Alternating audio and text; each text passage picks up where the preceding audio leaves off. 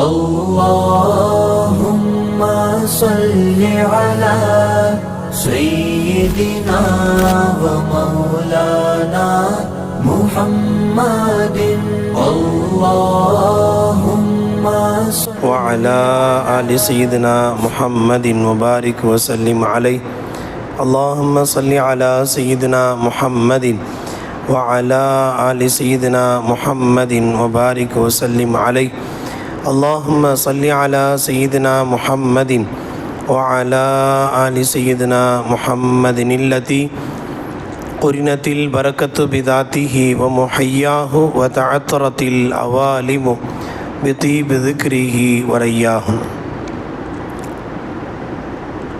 قال الله تعالى في القرآن العظيم والفرقان المجيد أعوذ بالله من الشيطان الرجيم بسم الله الرحمن الرحيم إنا أنشأناهن إنشاء فجعلناهن أبكارا عربا أترابا لأصحاب اليمين ثلة من الأولين وثلة من الآخرين صدق الله العظيم.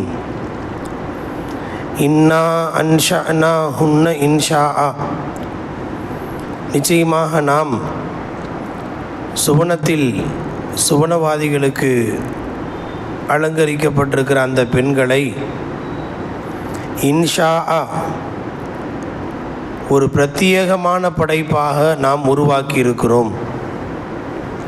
ஃபஜஅல்னாஹுன்ன அப்காரா, மேலும் அந்த ஹூருல் ஈன் பெண்களை எப்போதும் கன்னித்தன்மை உடைய கன்னி பெண்களாகவே நாம் ஆக்கியுள்ளோம். உருபன் அத்ராபா, கணவன் மீது கடுமையான பிரியம் உடையவர்களாகவும், அத்ராபன் சம வயது உடையவர்களாகவும் நாம் ஆக்கியுள்ளோம். அஸ்ஹாபில் யமீன், இவர்கள் அனைவரும், இந்த பாக்கியங்கள் அனைத்தும் வலப்புறத்தாருக்கு உடைய நியாமத்துகளாகும். வலப்புறத்தார் எத்தனை பேர் இருப்பார்கள்? சுல்லத்தும் மினல் அவ்வலீன், முன்னவர்களில் முந்தியவர்களில் ஒரு பெரும் பிரிவினரும், வசுல்லத்தும் மினல் ஆஹிரீன், பிந்தியவர்களில் ஒரு பெரும் பிரிவினரும் இந்த வலப்புறத்தார் என்கிற அந்த சொர்க்கத்தை பெற்றுக்கொள்வார்கள். சதகல்லாஹுல் அலீம். சூரத்துல் வாக்கிஆ உடைய 35 முதல் 40 வரையிலான 6 வசனங்களுக்கான விரிவுரை.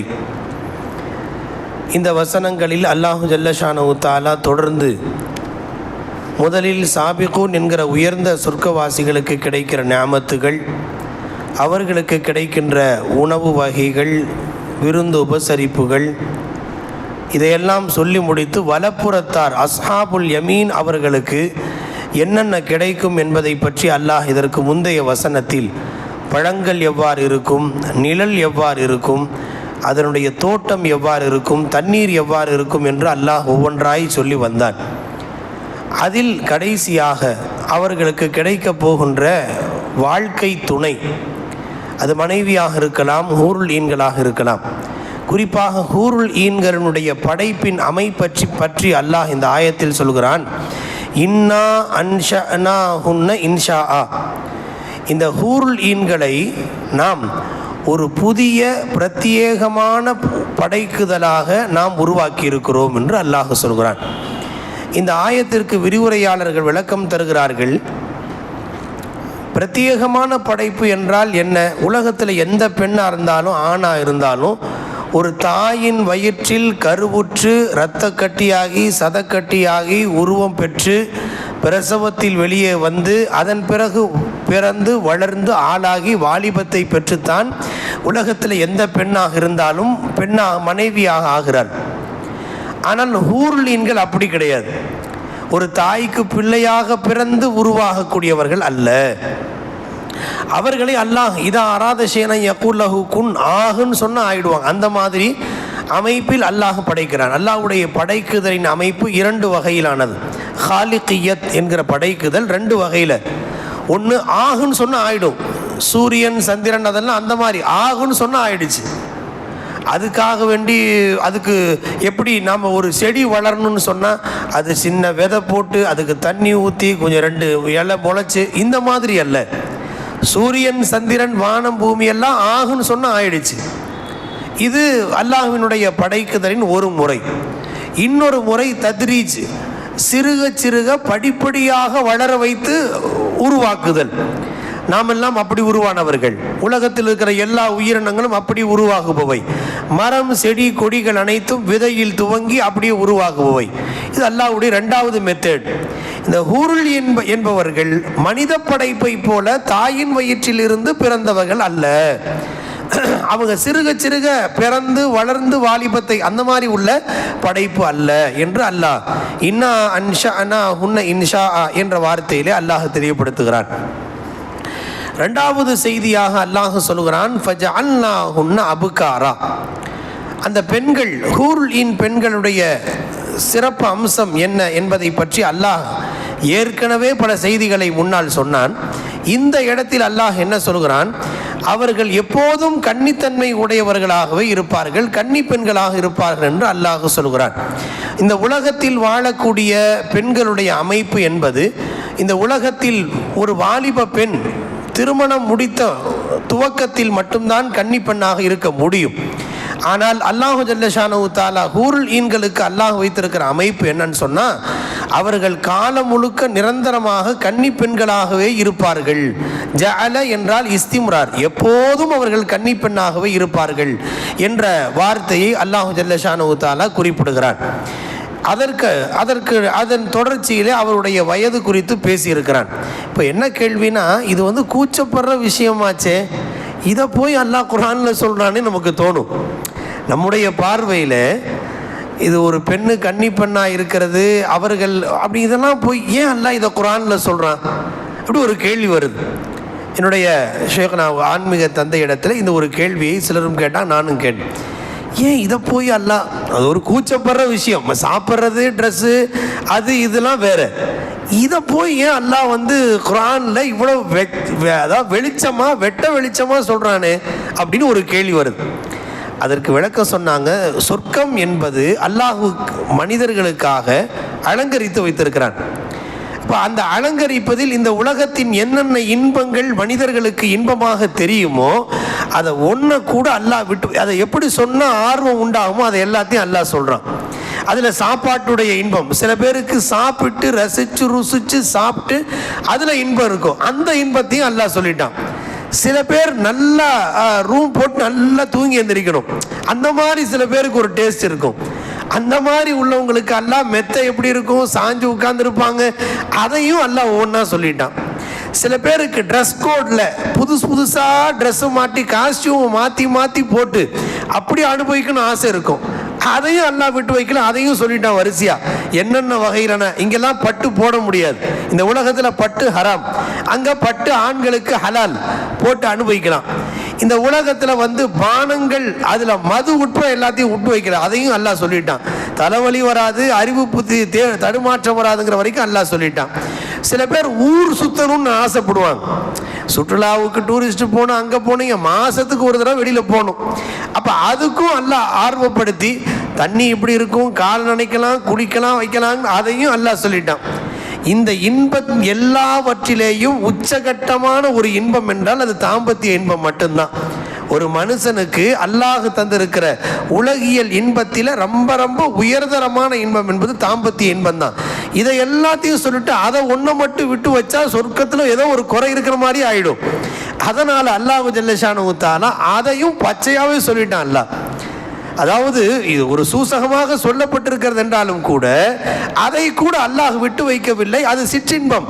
இதையும் அல்லாஹ் சொல்லிட்டு இதற்கு கூட நான் உங்களுக்கு சொர்க்கத்தில் நான் தர இருக்கிறேன் என்பதை விலாவாரியாக அல்லாஹ் சொன்னான். சொல்லி இருக்கிறான். பல இடங்கள் அதை பற்றி விரிவாகவும் சொல்ல குர்ஆனுடைய அர்-ரஹ்மான் சூரால இன்னும் பிற சூறாக்கள் சொல்லப்பட்டிருக்கிறது. ஆக இந்த துன்யாவில் எந்தெந்த இன்பங்கள் இருக்கிறதோ அவை அனைத்தையும் அல்லாஹ் ஜல்லஷானஹு தஆலா நாம் அலங்கரித்து வச்சிருக்கிறோம். இந்த துன்யாவில் ஒரு லிமிட், ஒரு கட்டுப்பாடு இருக்கிறது. நீ இந்த கட்டுப்பாட்டை பேணி நடந்துட்டேன்னா உனக்கு இவ்வளவு தயார் பண்ணி வச்சிருக்கேன், உனக்கு எதுலையுமே குறை இல்லை அப்படிங்கிறத ஆர்வப்படுத்துறதுக்கு தான் அல்லாஹ் உற்சாகப்படுத்தும் முகமாய் அல்லாஹு தஆலா அதை கூட அல்லாஹ் நம்ம பேசுற கூச்சப்படுறோம். வல்லாஹு லா யஸ்தஹி மினல் ஹக்னு குர்ஆன்ல அல்லாஹ் சொல்றான். அல்லாஹ் உண்மையை சொல்றதுக்கு வெட்கப்பட மாட்டான் அப்படின்னு அல்லாஹ்வே குர்ஆன்ல சொல்றான். அதனால இதை கூட அல்லாஹ் தெளிவாக முறையில் ஃபஜஅல்னாஹுன்ன அப்கார், அவங்க கன்னித்தன்மை உடையவர்களாகவே காலம் முழுக்க இருப்பார்கள் என்பதையும் அல்லாஹ் சொல்லிவிட்டான். ஹைர். அதன் பிறகு இதையெல்லாம் சொன்னதை வச்சு நாம் என்ன முடிவு பண்ணிடக்கூடாது, சொர்க்கம்னாலே சாப்பிட்றது, அனுபவிக்கிறது, மனைவி மக்களோடு இருக்கிறது, குடிக்கிறது, அதுதான் நினச்சிடக்கூடாது. அதாவது சொர்க்கத்தை அல்லாஹ் நமக்கு அலங்கரித்து வச்சிருக்கிறத எதுக்கு தெரியுங்களா? அல்லாஹ் தன்னை காண்பிக்கிறதுக்கு தான். ஷேக்னா சொன்னாங்க, அல்லாஹ் தன்னை காண்பிப்பது தான் உச்சகட்ட இன்பம். ஆனால் அதற்கு ஆர்வம் ஊட்டுவதற்காக, என்னத்தை சொன்ன ஆர்வம் வருமோ அதுக்காக. ஒரு விஷயத்தில் ஆர்வப்படுத்துறதுக்கு பரிசுகள் அறிவிக்கிறார்கள் அல்லவா, பம்பர் பரிசு அறிவிக்கிறாங்க, கோம்போ ஆஃபருங்கிறான், அது இதெல்லாம் சொல்லி ஒரு மனிதரை தன் பக்கம் ஈர்ப்பதற்காக சொல்லப்படுகின்ற வழிமுறைகள் தான் சொர்க்கத்திற்காக அதற்கும் இதற்கும் தவிர இந்த நாமத்தில் நிரந்தரமாக இருப்போன்னே நம்ம இதுதான் அசல்னு சொர்க்கம் நினைச்சிடக்கூடாது. சொர்க்கத்தில் கிடைக்கிற இன்பத்தில் ஆகப்பெரிய இன்பம் என்ன? லிகா என்கிற பேரின்பம். அல்லாஹ்வை சந்திக்க போறோம், அல்லாஹ்வை பார்க்க போறோம். இந்த உலகத்தில் யாரும் பார்க்குற நசீப் இல்லை ரசூல் ஸல்லல்லாஹு அலைஹி வஸல்லம் அவங்கள தவிர. அதனால இதை எல்லாம் ஒவ்வொன்றா இது இருக்கு, அது இருக்கு, இது இருக்கு, இப்படி சொன்ன உடனே நம்ம சொர்க்கத்துக்கு போகணும்னு ஆசை வரும் பாருங்க. அந்த ஆசை வந்தவுடனே நம்ம அதுக்காக முயற்சி செய்வோம் பாருங்க. அந்த சொர்க்கத்திற்காக நாம் அமல் செய்வோம் பாருங்க. அல்லாஹ்விடத்தில் அழுது கெஞ்சுவோம் பாருங்க. சொர்க்கம் கிடைக்கணுமேங்கிறக்காண்டி பாவத்தை விட்டு தவிர்த்துக்குவோம் பாருங்க. இதையெல்லாம் செஞ்சு கடைசியா நம்ம சொர்க்கம் போகணும். போன பிறகு அல்லாஹ் தான் அந்த இன்பத்தை காண்பிக்க போறான், தன்னையே காண்பிக்க போறான். எப்படி நம்ம பார்க்க போறோம் அப்படிங்கிறத பத்தியும் குர்ஆனுடைய பல இடங்களிலே தெளிவுபடுத்தி இருக்கிறான். நாம் நம்பியே ஆக வேண்டும், அதில் எந்த விதமான சந்தேகம் படவும் கூடாது. அங்க இத்தனை நியாமத்தை கொடுக்குறானே அல்லாஹ், இதையெல்லாம் கொடுத்ததுக்கு பிறகு அல்லாஹ் தன்னை காண்பிப்பான், எல்லாரும் பார்ப்பாங்க. அல்லாஹுடைய பேரழகு எப்படிப்பட்டதுங்களா? இன்னல்லாஹ ஜமீலுன், அல்லாஹ் அழகானவன் என்று சொன்னார்கள் ஸல்லல்லாஹு அலைஹி வஸல்லம். அழகானவன் என்று சொன்னார்கள். ரஐத்து ரப்பி ஃபி அஹ்ஸனி சூரத்தின், நான் ரப்பை மிஅராஜ் பயணத்தில் மிக அழகாய் நான் கண்டேன்னு சொன்னாங்க ஸல்லல்லாஹு அலைஹி வஸல்லம். ஆக அந்த அழகு எந்த அளவுக்கு ஆயிடும் தெரியுங்களா? சொர்க்கவாசிகள் அதை இதெல்லாம் அனுபவிச்சுட்டு இருக்கிறாங்க பாருங்க. கடைசி அல்லாஹ் தன்னையே காண்பிப்பான் பாருங்க. பார்த்த உடனே எல்லாத்தையும் மறந்துடுவாங்க. தண்ணி குடிச்சது, குர்லின்னு, அது இது, ட்ரெஸ் எல்லாத்தையும் மறந்துடுவாங்க. அல்லாஹ்வை பார்த்து பார்த்து பார்த்து பார்த்து பார்த்து அதிலேயே சொக்கி போயிடுவாங்க. அல்லாஹ் நமக்கு தௌஃபீக் செய்வானாக. எந்த அளவுக்கு என்றால் அதன் சொக்கி போனதுக்கு பிறகு தண்ணீரும் ஞாபகம் இருக்காது, குழந்தை அந்த சிறுவர்கள் ஞாபகம் இருக்க மாட்டாங்க, ஊர்லின் ஞாபகம் இருக்க மாட்டாங்க, யாருக்கு எதை பற்றியும் யோசனை இருக்காது. கடைசியா அந்த சொர்க்கத்தினுடைய படைப்புகள் எல்லாம், ரப்பே உன்னை காமிக்கிறதுக்கு தான் நீ இங்கே சொர்க்கத்தை இவங்களை அழைச்சிட்டு வந்தேன்னா நீ காமிச்சிட்டு போனாம என்ன எதுக்கு படைச்சேன்னு கேட்பாங்க. ஹுர்லீன்களோ மற்றவைகளோ எங்களை எதுக்கு நீ படைச்ச, இதிலேயே நயிச்சிட்டாங்க அப்படின்னு 70,000 ஆண்டுகள் கடந்து விடும் என்று சொல்லப்பட்டிருக்கிறது. அதன் பிறகு அல்லாஹ் தன்னை திரையில் ஆக்கிக் கொள்வான், துடிச்சு போவாங்க சுவனவாதிகள். அப்ப அதுதான் அசல் இன்பம், பேரின்பம் என்று அதற்கு பெயர். அந்த பேரின்பத்தை பெறுவதற்கான ஒரு தூண்டுதலாகத்தான் இந்த உலகியல் இன்பங்களையும் சிற்றின்பத்தையும் அல்லாஹ் சொல்லி ஆர்வப்படுத்துறான் என்பதாக விளக்கம் அளித்தார்கள். ஆக ஃபஜஅல்னாஹுன்ன அப்காரா, அவர்களை கன்னி பெண்ணை உறவுகளாக அல்லாஹ் அங்கே ஆக்கி வைத்திருக்கிறான். அடுத்து உருபன் அத்ராபா, அவர்கள் எப்படிப்பட்டவர்களாக சொர்க்கத்தில் இருப்பார்கள் என்றால் கணவன் மீது கடுமையான பிரியம் உடையவர்களாக இருப்பார்கள். உருபன் என்று சொன்னால் ஏனோ தானோ ஏதோ சமைச்சு போட்டா கடமை முடிஞ்சிச்சு அப்படி நினைக்கிற மாதிரி உள்ள இந்த உலகியல் அமைப்பு இருக்காது. அல்லாஹ் இதை கூட விலாவரியாக அவர்கள் கணவன்மார்கள் மீது எவ்வளவு பிரியம் வைத்திருப்பார்கள் என்று அல்லாஹ் சொல்கிறான். உருபன் அத்ராபா. அத்தோடு மட்டுமல்ல, அத்ராபா என்றால் சம வயது உடையவர்களாக இருப்பார்கள். ஹஸ்ரத் உம்மு சலமா ரலியல்லாஹு கேட்டாங்க, உருபன் அத்ராபானா என்ன யா ரசூலல்லாஹ், இதை பற்றி என்ன அல்லாஹ் சொல்கிறான் அப்படின்னு. அப்போ தான் ஸல்லல்லாஹு அலைஹி வஸல்லம் சொன்னாங்க, உருபன்னு சொன்னால் எந்தெந்த ஹூர்லீன்கள் யார் யார் எந்த கணவனுக்காக வாழ்க்கப்பட்டிருக்கிறார்களோ அவங்க ஒவ்வொருத்தரும் தன் கணவன்மார்கள் மீது அளவு கடந்த பிரியம் வச்சுருப்பாங்க. இது ஒன்று. அத்ராபா என்ற வார்த்தைக்கு உம்மு சலமா ரலியல்லாஹுக்கு ஸல்லல்லாஹு அலைஹி வஸல்லம் விளக்கம் கொடுத்தாங்க. சம வயதுன்னா எல்லாரும் 33 வயசுக்கு வந்துடுவாங்க. எல்லாரும் 33 வயசு தான். கணவனும் 33 வயசு தான், மனைவி 33 வயசு தான். இங்கே தான் இந்த சீனியாரிட்டி இதெல்லாம் வித்தியாசம் எல்லாம் இங்கே தான். அங்கே எல்லாரும் ஒரே வயசில். ஆயிஷா ரலியல்லாஹு அன்ஹா அவங்க வீட்டுக்கு ஸல்லல்லாஹு அலைஹி வஸல்லம் போயிருந்தாங்க. அன்னைக்கு ஆயிஷா ரலியல்லாஹு அன்ஹா வீட்டில் ஆயிஷா அம்மாவுடைய காலமா, காலமான்னு சொன்னால் ஆயிஷா ரலியல்லாஹுடைய அம்மாவுடைய சகோதரி, அது அக்காளோ தங்கையோ, ரொம்ப வயசானவங்க, பாட்டி. அவங்க வந்து ரசூலுல்லாஹ்வுக்கு மாமியா முறை தானே. அவங்க உட்கார்ந்துருக்குறாங்க அந்த வீட்டில். யார் இவங்க அப்படின்னு ஸல்லல்லாஹு அலைஹி வஸல்லம் கேட்டாங்க. உடனே இவங்க என்னுடைய காலமா அப்படின்னு சொல்லி ஆயிஷா ரலியல்லாஹு விளக்கம் கொடுத்தாங்க. அப்படி ஒரு பார்வை பார்த்தாங்க. அவங்க பாட்டி ரொம்ப வயசானவங்க, முடியெல்லாம் நரைச்சி போச்சு. இவங்களை பார்த்த உடனே சொன்னாங்க, லா ததுகுலுல் ஜன்னத அஜூசுன், பாட்டிமார்கள்லாம் சொர்க்கம் போக மாட்டாங்க அப்படின்னாங்க. பாட்டிமார்கள்லாம் சொர்க்கம் போக முடியாது அப்படின்னு இதை சொன்ன உடனே அவங்களுக்கு ஒரே கவலை ஆயிடுச்சு. என்ன இப்படி சொல்லிட்டாங்க, ஸல்லல்லாஹு அலைஹி வஸல்லம் வாயிலேருந்து வந்துட்டு அது உண்மைதானே.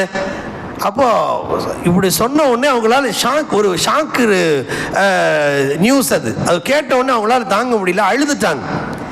உடனே ஸல்லல்லாஹு அலைஹி வஸல்லம் சொன்னாங்க நகைச்சுவையா, பாட்டியாக போக மாட்டீங்க, வயசு பிள்ளையா நீங்கள் போவீங்க அப்படின்னு சொன்னாங்க ஸல்லல்லாஹு அலைஹி வஸல்லம். உடனே அவங்களுக்கு பெரிய சந்தோஷமாயிடுச்சு. பாட்டியாக நீங்கள் போக மாட்டீங்க, பாட்டி போக மாட்டாங்கன்னு அர்த்தம் பாட்டியாக போக மாட்டீங்க, வயசு பிள்ளையா மாறிடுவீங்க.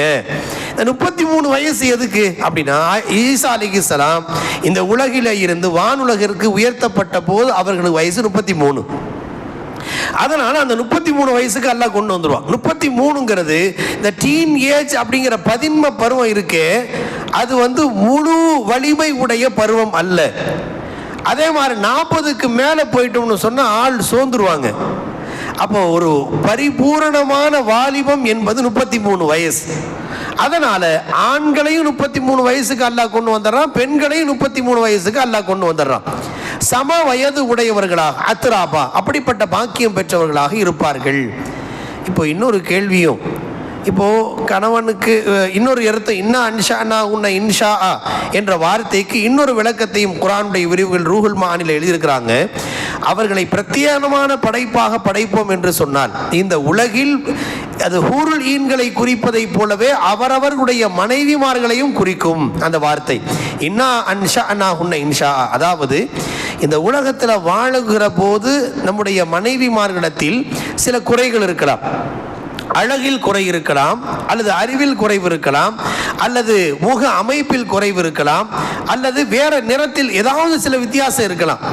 ஆனால் சொர்க்கம் சென்ற பிறகு எந்த மனைவியர்கள் நாம் இந்த உலகிலே நாம் பெற்றிருந்தோமோ அவங்க எல்லாருமே ரொம்ப டாப் அழகுல கொண்டு வந்துருவான்ல. இந்த உலகில் இருக்கிற அழகு போன்று அங்கு இருக்காது. ஒவ்வொருவரையும் ஆக ஹூருலீனே இவ்வளோ அழகுன்னா அவங்களோட ஆக சிறந்த அழகிலே கொண்டு வந்து விடுவான்.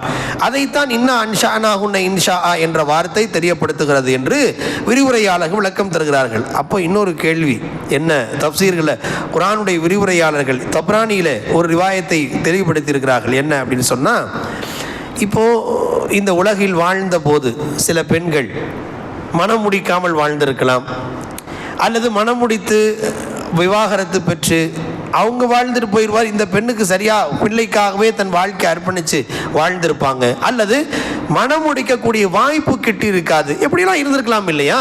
இப்போ அந்த பெண்களும் சொர்க்கத்துக்கு போவாங்களா இல்லையா? இப்போ அவங்களுக்கு என்னன்னு ஒரு கேள்வி. அங்கேயும் அல்லாஹு தாலா திருமணத்தை நடத்துவான். அந்த பெண்களையும் அழகிய வடிவம் உடையவராக ஆக்கி அங்கேயும் அல்லாஹ் சில கணவன்கள் மான்களுக்கு இந்த பெண்களை மனமுடித்து கொடுக்கப்படும். எப்போ ஸல்லல்லாஹு அலைஹி வஸல்லம் அவங்களே சொர்க்கத்தில் மரியம் அலைஹிஸ்ஸலாத்தையும் ஆசியா அம்மையாரை மனமுடிப்பார்களோ, இந்த ஒரு இது சொல்லுவாங்க, அதாவது marriages R arranged in heaven சொல்லுவாங்க. திருமணங்கள் சொர்க்கத்தில் நிச்சயிக்கப்படுகின்றன அப்படின்னு சொல்லி தொடக்கமும் அங்கேயும் எப்படி ஃபஸ்ட்டு திருமணம் ஆதம் ஹவ்வா அலைஹிஸ்ஸலாத்துக்கு ஆரம்பித்த மாதிரி இந்த துன்யாவிலேருந்து நம்ம எல்லாம் போய் செட்டில்டு ஆன பிறகு அங்கேயும் திரும்பவும் கல்யாணம் நடக்கும். கல்யாணம் அங்கேயும் நடக்கும். பாரக்கல்லாஹு லக்க வ பாரக்க அலைக்குமா, அங்கேயும் அல்லாஹ் அந்த வாய்ப்பை தருவான். அங்கே திருமணம் முடித்து அவர்களை அல்லாஹ் ஒரு மகிழ்ச்சியான வாழ்க்கை வாழக்கூடிய வாய்ப்பை அவர்கள் பெற்றுக்கொள்வார்கள் என்பதாகவும் இந்த ஆயத்தின் கீழ் விரிவுரையாளர்கள் விளக்கம் தந்திருக்கிறார்கள். அதே போலவே ஆண்களும் அழகிய வடிவம் உடையவராக ஆகிவிடுவார்கள், பெண்களும் அழகிய வடிவம் உடையவர்களாக ஆகிவிடுவார்கள். இந்த உலகத்தில் நம்ம தாடி மீசை கட்டாயம், மீசையை கத்தரித்து தாடியை வளர்த்து வைப்பது நம் மீது வாஜிப். சொர்க்கவாதிகள் 33 வயதை பெற்றவர்களாக இருப்பார்கள் அல்லவா, அந்த சொர்க்கவாதிகளுக்கு தாடி இருக்காது, மீசை இருக்காது. ஏன் அது மாதிரி இங்கே இருந்தெல்லாமே நம்ம யோசிக்க கூடாது. இந்த துன்யாவில் ஷரியத்து சட்டம் அதுதான். தாடி வச்சாகணும், கட்டாயம் வாஜிப்பு. மீசையை ஒட்ட வெட்டியாகணும், அது இந்த மார்க்கத்தின் சட்டம், ஷரியத்து. ஆனால் சொர்க்கத்துக்கு போனதுக்கு பிறகு இந்த சரீரம் கிடையாது.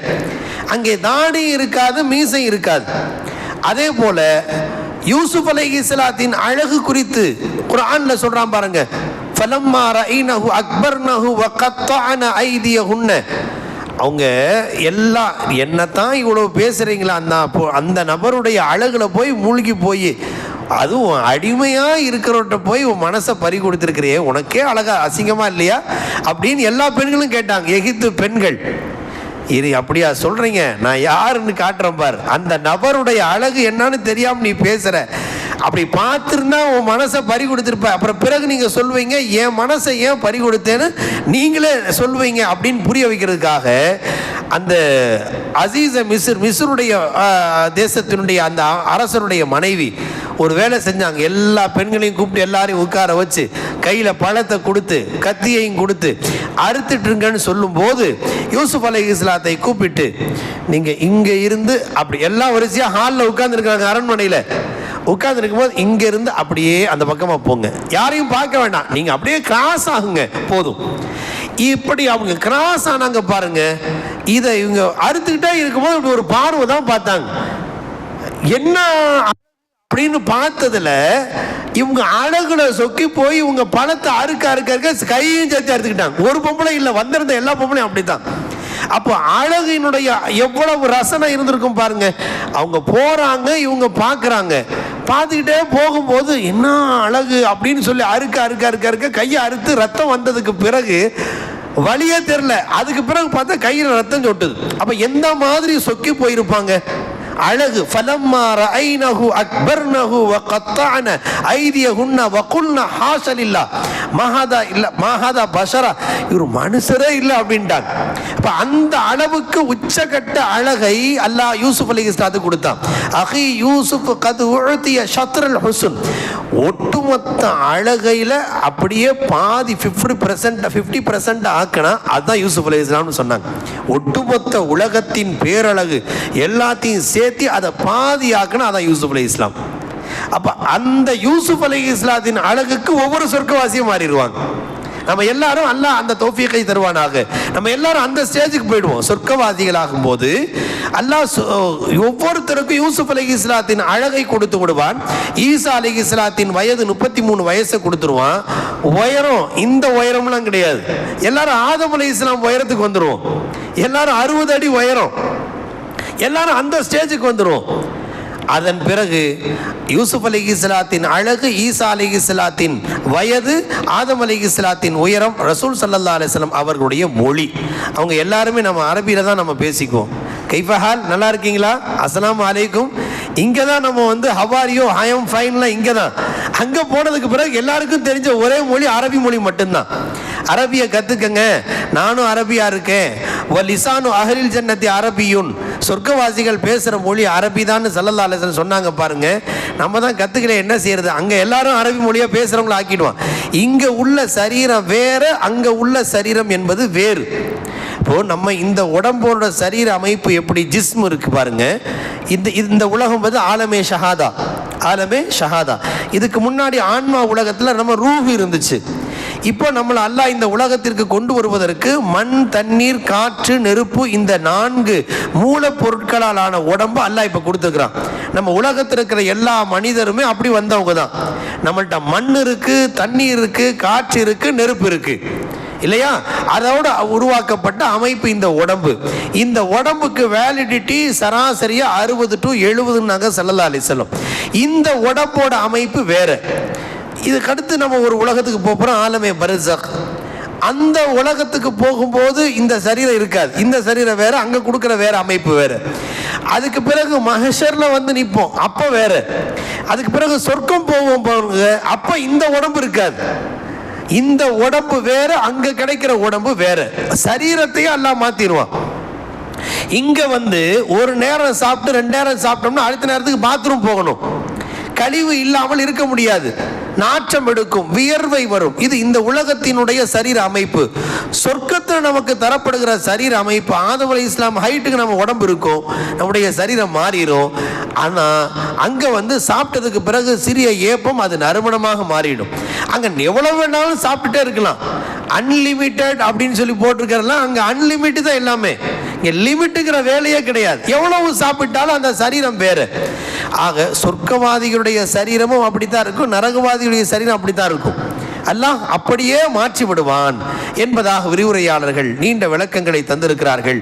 ஒட்டுமொத்தத்தில் அல்லாஹு ஜல்ல ஷானஹு தஆலா சொர்க்கவாதிகளுக்கு இந்த பாக்கியத்தை தர இருக்கிறான். அதைத்தான் அஸ்ஹாபில் யமீன், மேலே சொன்ன இந்த நியாமத்தெல்லாம் யாருக்கு கிடைக்க போகுதுன்னா வலப்புறத்தார் என்கிற அந்த சொர்க்கத்தினுடைய நடுத்தர பாக்கியங்களை பெறுபவர்கள். அதற்கு அந்த வலப்புறத்தார் யார் யார்? சுல்லத்தும் மினல் அவ்வலீன் வசுல்லத்தும் மினல் ஆகிரீன்.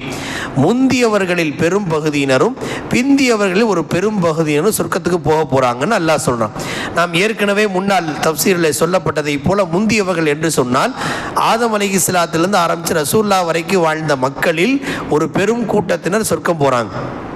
அதுக்கு பிறகு ரசூலுல்லாவுடைய உம்மத்தினரை மட்டும் தனியாக அதில் ஒரு பெரும் கூட்டத்தினர் சொர்க்கம் போக இருக்கிறாங்க. அதைத்தான் சுல்லத் என்ற வார்த்தையில் சொல்கிறான். அதில் யார் அதிகமாக இருப்பான் அப்படிங்கிறது இந்த வார்த்தையில் தெரியல. சுல்லத் என்றால் பெரும் கூட்டத்தினர். அதில் யார் அதிகம்? நபி ஸல்லல்லாஹு அலைஹி வஸல்லம் தெளிவாக சொல்லிட்டாங்க, 3ல் 2 பங்கு நாம தான் அப்படின்ட்டாங்க. ஆக மொத்தத்தில் அந்த பாக்கியத்தை நாம் பெற இருக்கிறோம். உயர்ந்த பாக்கியத்திலும் நமக்கு அந்த பங்கு இருக்கிறது. பின்னால் ஒரு நடுத்தரமான சொர்க்கத்தை பெறுகின்றவர்களின் பட்டியலையும் நமக்கு இப்படி ஒரு பாக்கியம் இருக்கிறது என்பதை அல்லாஹு ஜல்ல ஷானஹு தஆலா இந்த ஆயத்தின் மூலமாக தெளிவுபடுத்தி இருக்கிறான். இந்த உலகத்தினுடைய இன்பங்களை காட்டிலும் மறுமையின் இன்பங்கள் எதுவெல்லாம் இருக்கிறதோ அதை ஆர்வமூட்டும் முகமாய் அல்லாஹ் இவ்வளவு விஷயத்தை சொன்னான். அதுக்கடுத்து அல்லாஹ் அந்த ஆயத்தின் தொடரிலே அஸ்ஹாபு ஷிமால் முதல் 2 பிரிவு முடிஞ்சிருச்சு. இடப்புறத்தார்னா யாரு, அவங்க என்ன தண்டனையை அனுபவிக்க போறாங்க அப்படிங்கிறத அல்லாஹ் 41வது வசனத்திலிருந்து அந்த தொடர் போகிறது.